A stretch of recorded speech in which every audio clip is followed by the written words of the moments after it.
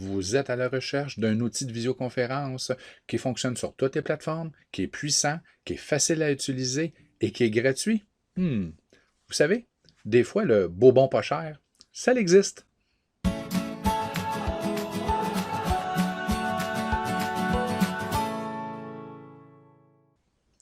Jitsi.org est une plateforme de visioconférence ouverte, open source. Donc, elle est gratuite maintenant et le sera dans l'avenir.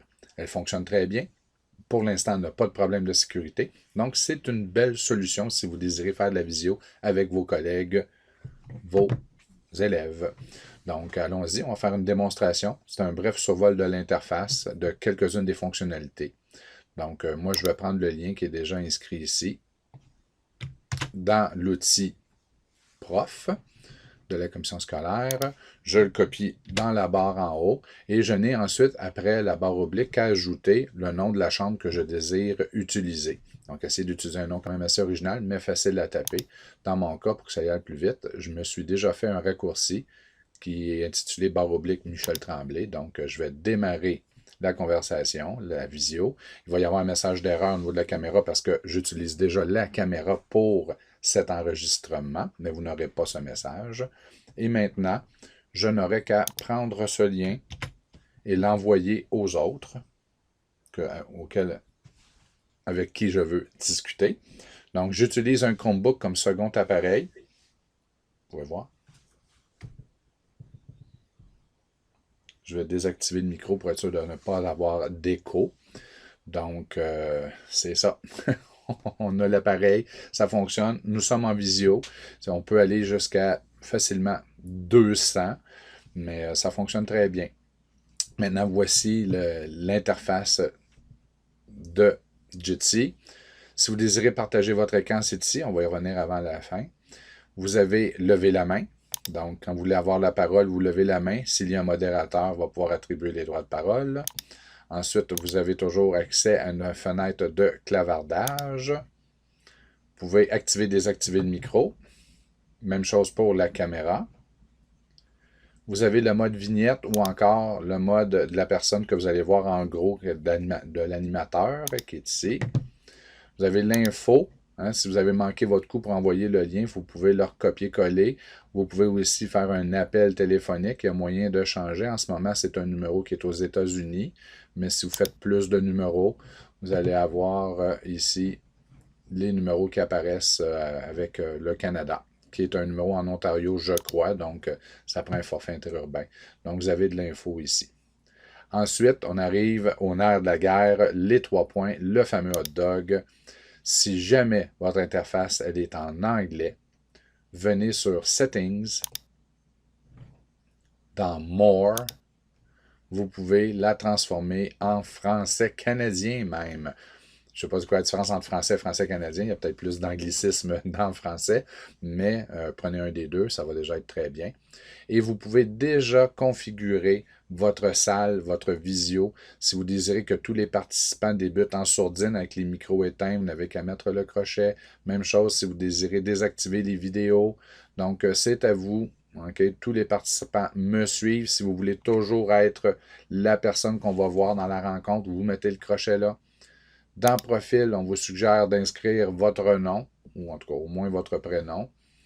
Et dispositif, c'est si vous désirez changer de micro ou de caméra. Vous pouvez même faire un test de son pour vérifier que ça fonctionne bien. Quand vous êtes le ou la première dans la rencontre, vous pouvez prendre le temps de faire un test.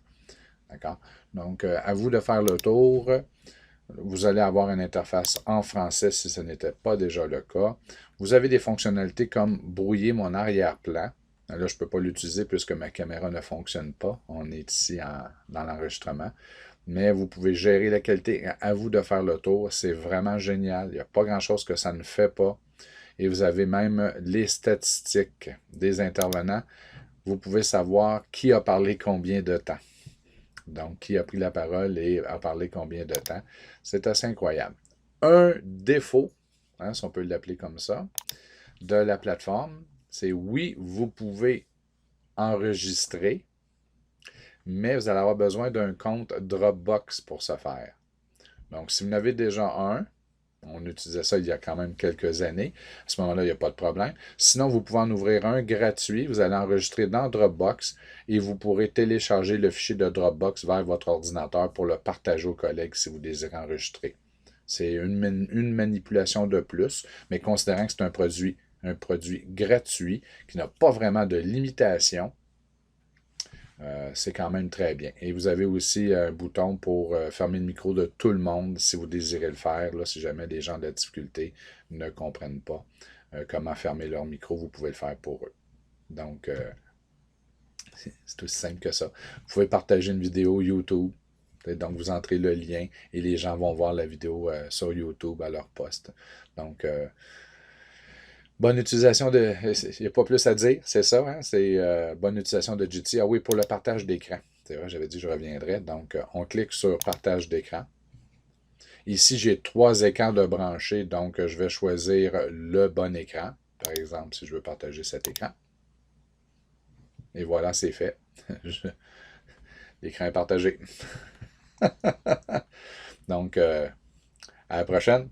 Salut, bonne utilisation. Vous pensiez que c'était terminé? Et non. Si vous désirez protéger avec un mot de passe votre rencontre, ben voici comment faire. Vous démarrez votre rencontre et dans le bloc d'invitation, vous n'avez qu'à ajouter un mot de passe. Voilà. Maintenant, vous pouvez cliquer sur Copier, aller dans votre outil de courriel ou encore sur Teams, Google, peu importe, Classe Dojo, et vous partagez, vous collez cette invitation à tous vos participants participantes et ils devront entrer un mot de passe pour se joindre à la réunion. Un petit ajout de dernière minute pour les gens qui veulent utiliser une application pour un mobile. À ce moment-là, vous en avez pour les iPods, les iPhones, les iPads, les appareils Android. Il n'y a pas de problème. L'application s'appelle Jitsi, Jitsi. Vous la téléchargez. Vous n'avez pas de compte à créer. Vous n'aurez qu'à rentrer le nom de la chambre que vous désirez joindre. Et le tour est joué. Bye.